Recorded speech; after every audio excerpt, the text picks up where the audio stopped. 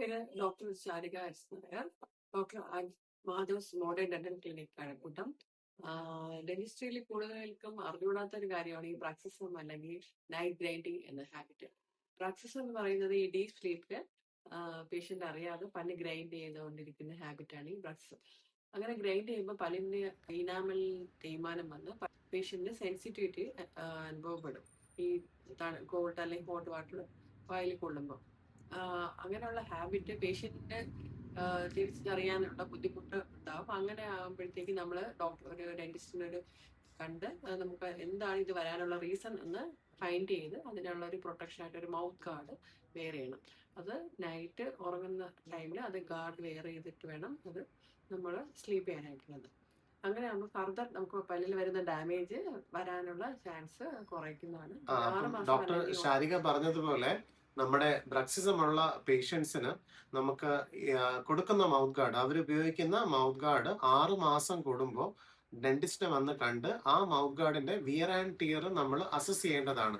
കാരണം ചില പേഷ്യൻസിന്റെ biting force ഭയങ്കര ഹെവി ആണെന്നുണ്ടെങ്കിൽ 6 മാസം കഴിയുമ്പോഴത്തേക്കും ആ നമ്മൾ കൊടുത്ത മൗത്ത് ഗാർഡ്, അതായത് ഒരു 4 mm സോഫ്റ്റ് മൗത്ത് ഗാർഡാണ് പൊതുവെ നമ്മൾ കൊടുക്കാറുള്ളത്. ചില കേസസിൽ 2 mm മൗത്ത് ഗാർഡും കൊടുക്കും.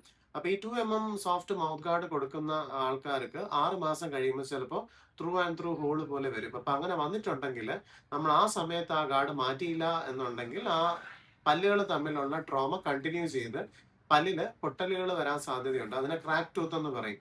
അപ്പൊ ഈ ഒരു ക്രാക്ക് ടൂത്ത് പോലെയുള്ള ഒരു കണ്ടീഷൻസ് വന്നു കഴിഞ്ഞാൽ ആ ഐഡിയലി അങ്ങനെയുള്ള ഒരു കണ്ടീഷൻ നമ്മൾ CBCT എന്ന് പറയുന്ന ഒരു 3D സ്കാനൊക്കെ എടുത്തു നോക്കി ആ പൊട്ടല് നെർവിലോട്ട് എത്തി, അതായത് നമ്മുടെ പൾപ്പിലോട്ട് എത്തിയോ എന്നുള്ളതൊക്കെ ക്രോസ് ചെക്ക് ചെയ്തതിന് ശേഷം ഇന്റൻഷണൽ റൂട്ട് കനാൽ ചെയ്ത് ക്യാപ്പൊക്കെ ഇട്ട് അതിന്റെ ലൈഫ് നമുക്ക് നീട്ടിക്കൊണ്ട് പോകാൻ പറ്റും.